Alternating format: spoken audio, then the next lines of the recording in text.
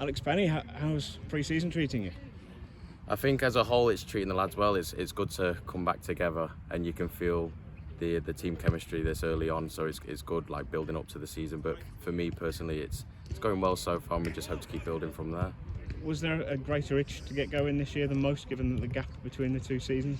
For myself, yeah, because you've had a stop-start season, you don't know whether you're coming or going, and then with the massive break in between as well, 8-9 weeks, it's unusual for any of us lads here. So I think the itch to get going was always going to be there.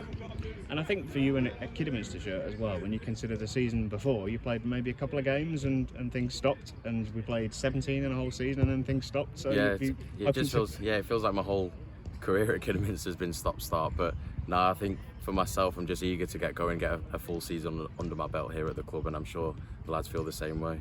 Some of it is obvious, I suppose, but what will be the benefit of getting 20, 30, 40 games under your belt this year as opposed to half a dozen? Well, that's what the aim is. We want to get as many games in as possible, just try and stay fit during pre-season, then throughout the season as well. So that's the aim, to get as many games in as possible.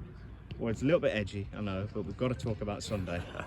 How have you been throughout the tournament? Are you glued to the England games? Are you kind of watching in passing? What's your take on it? I think glued to England games is what every England fan is about, and then for me, just the love for football. You're glued to every game, so you want to see how other teams are progressing and who you're going to come up against in the next round. So Sunday's going to be obviously the biggest test that they'll face as players and as a country as well, because it's his first time in the final since '66. So we hope to do well.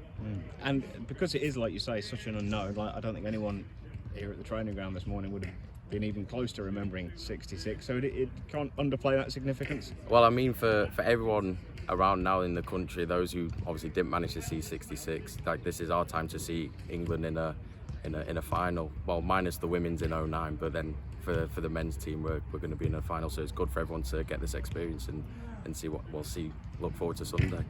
And yet, I don't know whether it's just us as England fans, but none of the games seem to be relaxing watching, do they?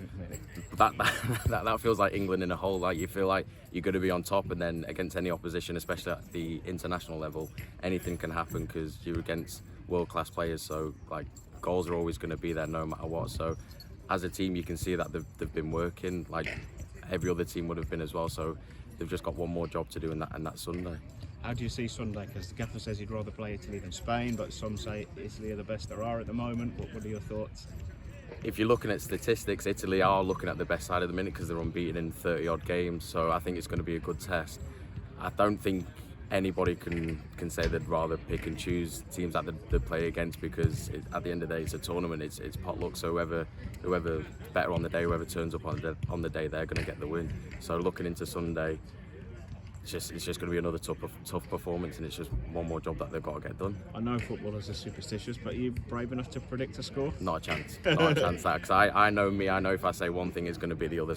I don't want to jinx anybody. Just hopefully good news. Yeah, that's all we can pray for.